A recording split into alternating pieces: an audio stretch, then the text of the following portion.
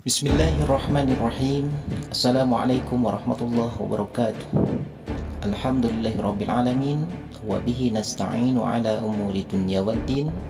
Wassalatu wassalamu ala sayyidina Muhammadin wa ala alihi wa sahbihi ajmain, amma ba'du.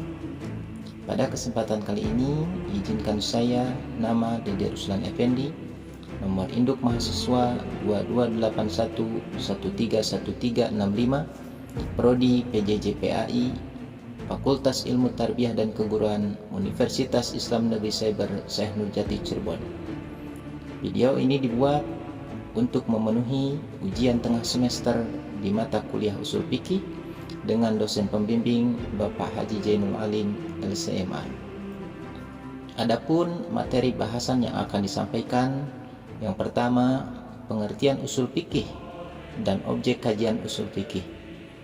Menurut Al-Baidawi, usul fikih adalah ilmu pengetahuan tentang dalil-dalil fikih secara global, metode penggunaan dalil tersebut, dan keadaan atau persyaratan orang yang menggunakannya. Sementara jumhur ulama usul fikih seperti yang dikemukakan oleh Khudari Baik mendefinisikan bahwa usul fikih sebagai himpunan kaidah atau norma-norma yang berfungsi sebagai alat penggalian syara dari dalil-dalilnya. Muhammad Al-Juhaidi menyebutkan bahwa objek kajian usul fikih adalah sebagai berikut. Pertama, sumber-sumber hukum syara, baik yang disepakati seperti Al-Quran dan Sunnah maupun yang diperselisihkan seperti istihsan dan masalah mursalah.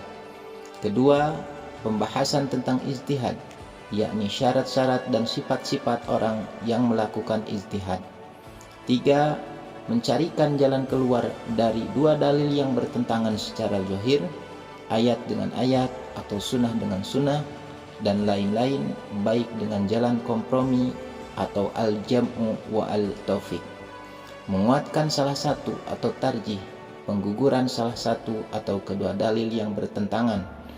4. Pembahasan hukum syara yang meliputi syarat-syarat dan macam, baik yang bersifat tuntutan, larangan, pilihan atau keringanan atau rukhsah.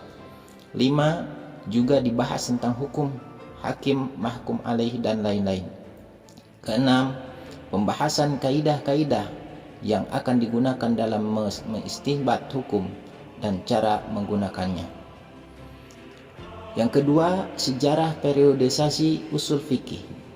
Yang pertama, usul fikih pada masa Rasulullah.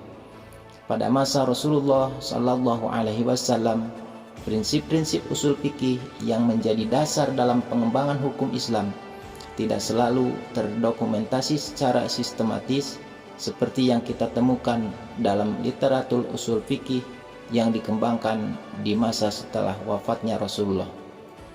Kemudian yang kedua, usul fikih pada masa sahabat. Pada masa sahabat atau para sahabat Nabi Muhammad SAW, prinsip-prinsip dasar dalam menentukan hukum Islam masih sangat dipengaruhi oleh wahyu langsung dari Allah Subhanahu wa Ta'ala yang disampaikan melalui Al-Quran dan hadis Nabi. Pada masa ini belum ada kajian sistematis mengenai usul fikih seperti yang kita kenal dalam bentuknya yang lebih terstruktur pada masa-masa kemudian. Yang ketiga, usul fikih pada masa tabi'in. Masa tabi'in adalah periode yang mengikuti masa Rasulullah SAW dan para sahabatnya dan berlangsung hingga pertengahan abad kedua Hijriah. Pada masa ini banyak sahabat yang masih hidup dan mereka menjadi guru bagi generasi berikutnya yang dikenal sebagai tabi'in atau orang-orang yang mengikuti sahabat dan belajar dari mereka. Pada masa tabi'in, pengembangan lebih lanjut dalam ilmu usul fikih terjadi. Kemudian, bagaimana atau pengertian hukum menurut ulama usul fikih dan ulama fikih? Hukum menurut ulama usul fikih yaitu sebagai titah Allah yang berkenaan dengan perbuatan para mukallaf, baik berupa tuntutan, pilihan atau larangan. Contohnya wajib, sunnah, makruh dan haram. Kedua, hukum menurut ulama fikih yaitu efek yang dikehendaki oleh titah Allah dari perbuatan manusia seperti sholat, zakat, dan puasa Ramadan. Dari pengertian yang diberikan oleh ulama usul fikih dan ulama fikih di atas, dipahami bahwa yang dimaksud dengan hukum oleh para ulama usul fikih adalah nas dari titah Allah Subhanahu wa taala, sedang oleh ulama fikih ialah kewajiban mentaati titah tersebut. Kemudian, apa pengertian hukum taklifi dan wadi menurut ulama usul fikih?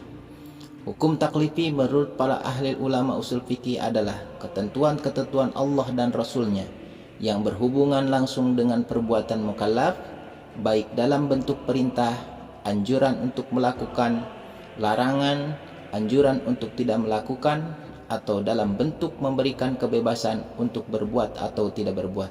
Sedangkan yang dimaksud dengan hukum wadi adalah ketentuan-ketentuan hukum yang mengatur tentang sebab, syarat, mani, atau sesuatu yang menjadi penghalang kecakapan untuk melakukan hukum taklifi. Kemudian yang terakhir, kedudukan Al-Quran dan hadis dalam sumber hukum Islam. Al-Quran merupakan sumber pertama hukum Islam yang memuat panduan kehidupan manusia. Adapun hadis merupakan sumber hukum Islam setelah Al-Quran yang berisikan perkataan, perbuatan, dan ketetapan Nabi Muhammad SAW.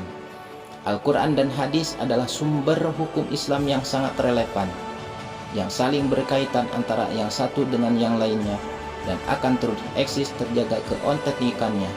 Adanya hadis akan terus sejalan dengan keberadaannya kitab Al-Quran. Demikian materi yang dapat saya sampaikan. Mohon maaf atas segala kekurangan. Wallahu muwaffiq ila aqwamit thariq. Wassalamualaikum warahmatullahi wabarakatuh.